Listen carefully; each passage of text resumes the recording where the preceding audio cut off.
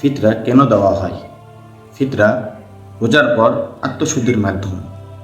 রমজান মাসে রোজাদারদের ভুল ত্রুটি হয়ে যেতে পারে।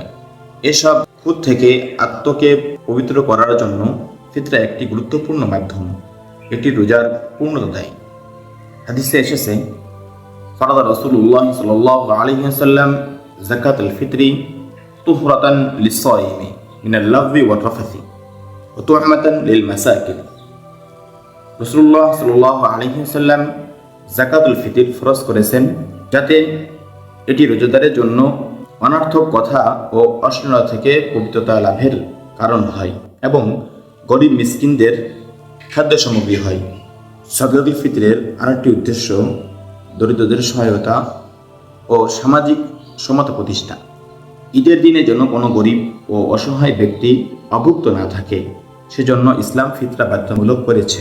রাসূলুল্লাহ সাল্লাল্লাহু আলাইহি ওয়াসাল্লাম বলেন, আগনুহুম ফি হাদাল ইয়াউম, তাদেরকে এই দিনে অভাবমুক্ত করো।